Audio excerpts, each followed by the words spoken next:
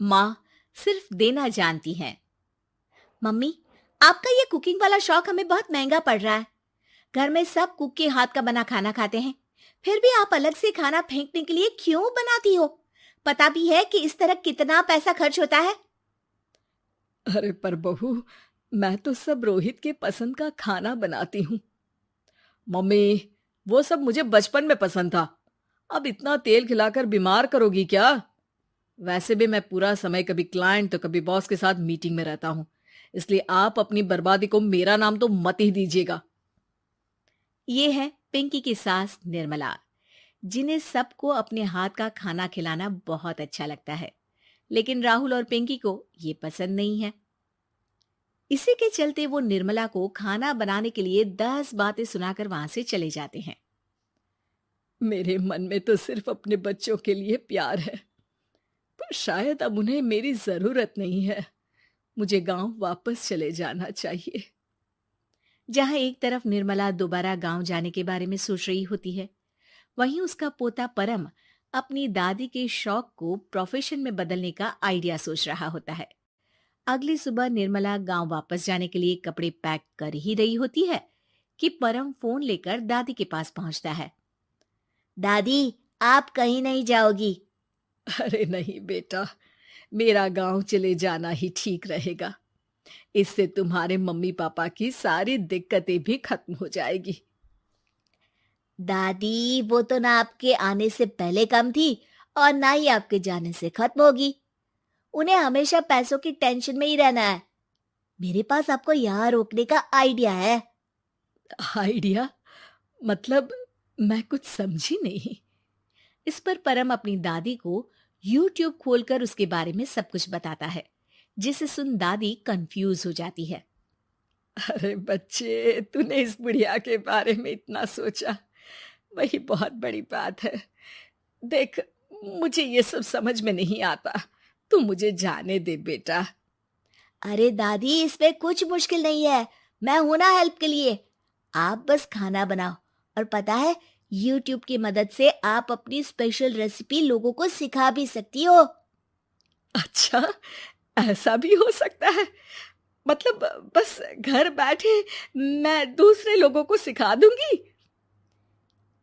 सिर्फ कुछ लोगों को नहीं, पूरी दुनिया को सिखा सकती हो, और उसके लिए आपको सिखाने के पैसे भी मिलेंगे दादी।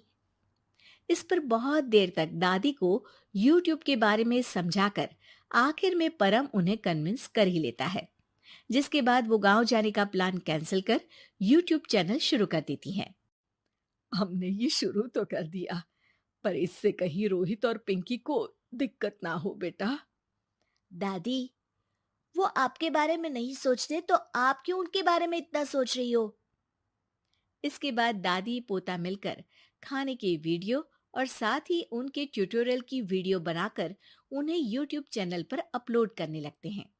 सब खुशी से चल रहा होता है कि कुछ हफ्तों में ही पिंकी को इसकी खबर हो जाती है।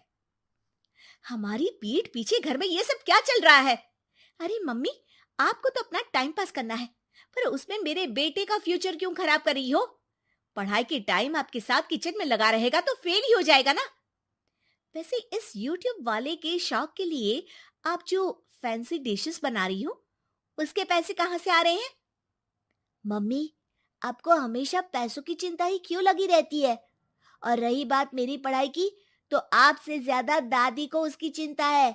इसीलिए मेरी पढ़ाई के बाद ही वो ये काम करती है। परम, अपनी मम्मी से बात करने का ये कौन सा तरीका है?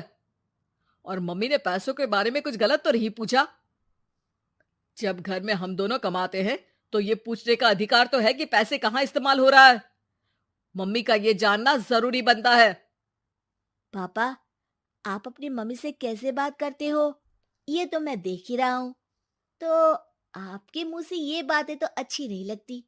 और रही बात पैसों की, तो आप दोनों हर समय मुझसे दूर रहने की कंपेंसेशन में जो पॉकेट मनी देते हो ना, हम उसी से ये सब कर रहे हैं। इस पर परम अपनी दादी को लेकर वहां से चला जाता है, जिसके बाद पिंकी और रोहित YouTube चैनल बंद करवाने की बहुत कोशिश करते हैं, लेकिन परम ऐसा होने नहीं देता। इसी तरह महीने बीत जाते हैं। पर चैनल का कुछ खास ग्रोथ ना देखकर निर्मला निराश हो जाती है। हम इतनी मेहनत करते हैं, फिर भी आज तक मैं तेरा 1 रुपया भी वापस नहीं कर पाई। अब तो रोहित ने तुझे पैसे देने भी बंद कर दिए और तेरी सारी सेविंग्स भी खत्म होने को आई है। बेटा, मुझे लगता है कि हमें ये सब बंद कर देना चाहिए। दादी, यूट्यूब चलने में मेहनत के साथ ढेर सारा सब्र भी लगता है। देखना, कुछ महीनों में सब सिर्फ आपको ही देखेंगे, और अगर फिर भी कुछ नहीं हुआ तो बंद कर देंगे। परम की बात से दादी मान जाती हैं और वो अपना काम जारी रखते हैं। अगले ही महीने पूरी दुनिया में लॉकडाउन लग जाता है, जिसमें सब घर में तो बंद हो जाते हैं, लेकिन साथ ही पिंकी की जॉब चली जाती है और रोहित के ऑफिस में भी ज्यादा अच्छे हाल नहीं होते।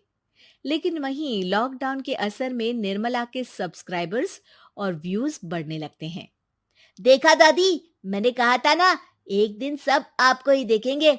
अब तो आप बस रोज एक वीडियो अपलोड करो और जादू देखो। इसी के साथ लॉकडाउन के कुछ ही महीनों में निर्मला खाने वाली दादी के नाम से सारे सोशल मीडिया पर फेमस हो जाती है, जिस वजह से अब उन्हें यूट्यूब के पैसों के साथ पेड एडवर्टीजमेंट और पेड प्रमोशन भी मिलने लगते हैं। उन्हीं पैसों की मदद से निर्मला अब बेटे बहू की नौकरी ना होने पर घर का खर्चा भी चलाने लगती हैं, जिसे देख रोहित और पिंकी को भी अपनी गलती का एहसास होता है और वो सब मिलकर निर्मला को सपोर्ट करने लगते हैं।